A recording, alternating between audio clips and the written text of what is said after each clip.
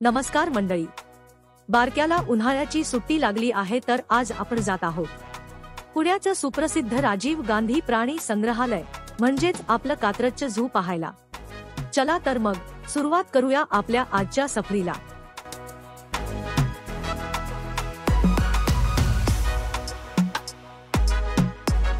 सुट्ट्या असल्यामुळे traffic jam हा होताच. बघूयात पुढे काय काय होतंय.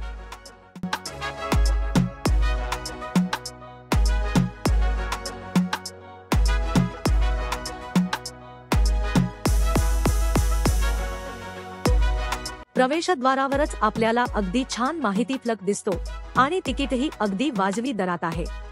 मोठ्यांसाठी तिकीट दर आहे 40 रुपये आणि लहान मुलांसाठी आहे 10 रुपये.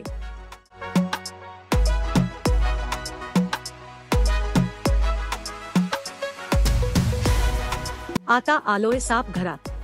इथे वेगवेगळ्या प्रकारचे साप पाहायला मिळतात. अजगर, नाग आणि बरेच काही. जर तुम्ही सर्पप्रेमी असाल तर हे ठिकाण तुमच्यासाठी पर्वणीच आहे. आमच्या बारक्याला काही दिसत नव्हते. शेवटी बारक्याला वर उचलून संपूर्ण सापघर फिरवावे लागले.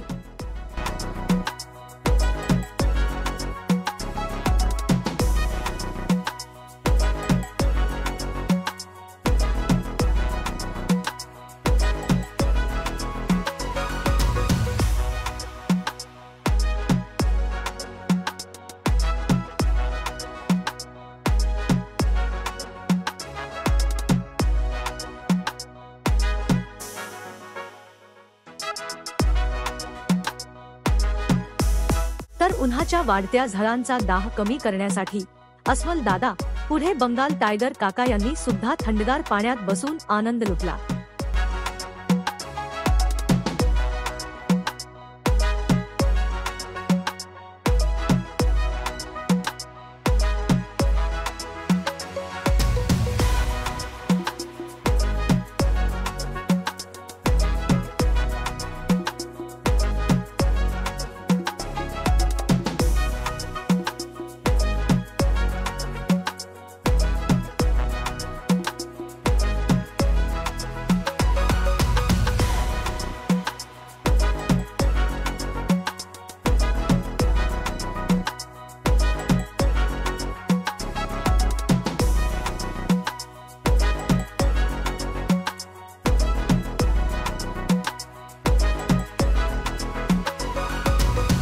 पुणे महानगरपालिकेच्या संकेतस्थळावरील माहितीनुसार सन 1996 मध्ये कात्रज येथील 130 एकर जागेत नैसर्गिक आभासाचे प्राणी प्रजोत्पनासाठी, वन्यजीव संवर्धन, शिक्षण व संशोधन करण्यासाठी नवीन प्राणी संग्रहालयाचा विकास करण्यात आला होता.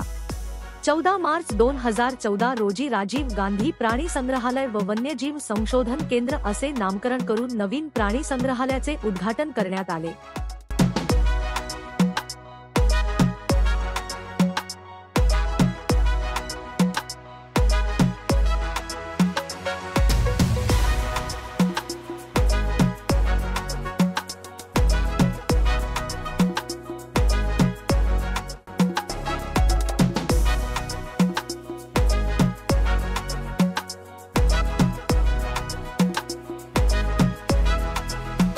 वाघ काका दबक्या पावलांनी येत असताना मला गाणे सुचले.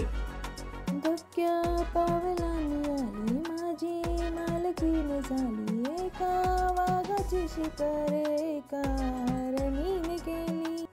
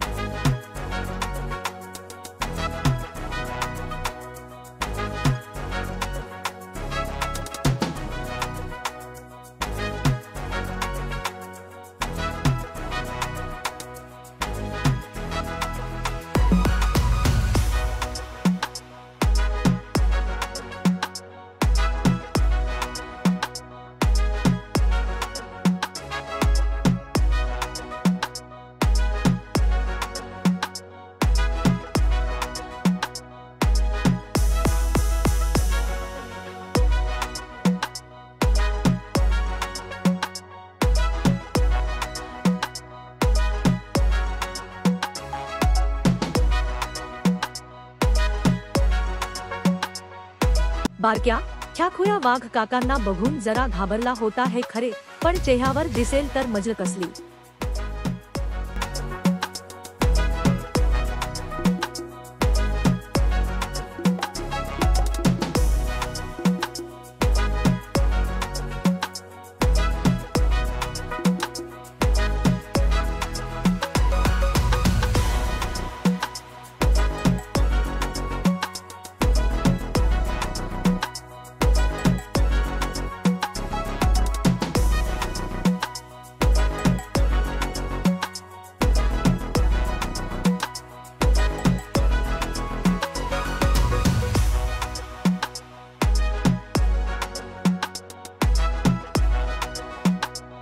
दरवर्षी येथे सुमारे 18 लाख पर्यटक भेट देतात. संग्रहालयात बसण्याच्या जागा, स्वच्छतागृहे, पिण्याच्या पाण्याची कारंजी, माहिती फलक व अपंगांना फिरण्यासाठी चाकाच्या खुर्च्या अशा मूलभूत सुविधा आहेत.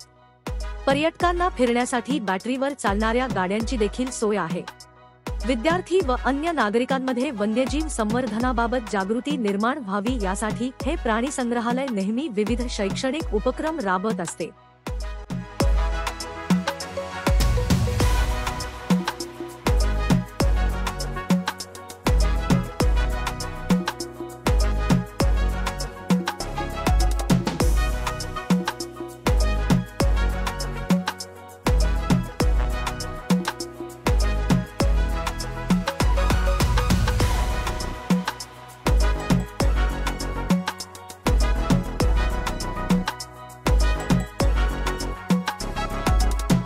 या संग्रहालयात प्राण्यांना त्यांचा नैसर्गिक अधिवास उपभोगता येईल अशा जागेत ठेवण्यात आले आहे. या प्राण्यांची देखभाल व त्यांच्या आरोग्याची काळजी घेण्यासाठी वैद्यकीय व निदानाच्या सुविधांनी सुसज्ज अशा पशुवैद्यकीय रुग्णालयाची व्यवस्था करण्यात आली आहे. या प्राण्यांचे विविध आजारांपासून संरक्षण व्हावे म्हणून रोगप्रतिबंधक उपाय केले जातात.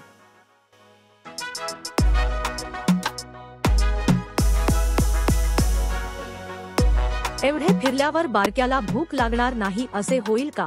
मग काय बारक्या सुरू पडला खायला.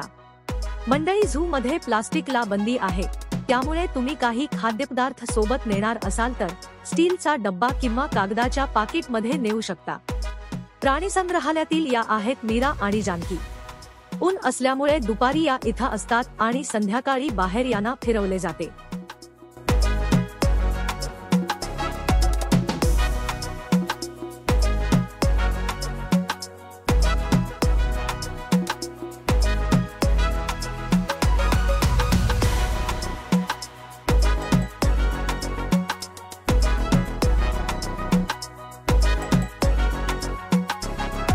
आणि इथे उद्यानाची हद्द संपते.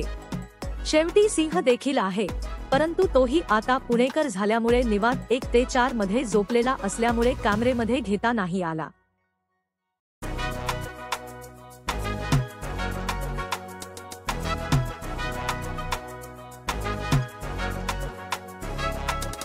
तर मंडळी, हा होता आपल्या कात्रज झूचा छोटासा दौरा. इथे तुम्ही तुमच्या कुटुंबासोबत, विशेषतः मुलांसोबत नक्कीच यायला हवं. निसर्गाच्या सान्निध्यात आणि प्राण्यांच्या सहवासात वेळ घालवणं खरंच खूप छान वाटतं. व्हिडिओ आवडला असेल तर नक्की लाईक, शेअर आणि सबस्क्राईब करा. पुढच्या व्लॉगमध्ये भेटूच. तोपर्यंत बाय बाय.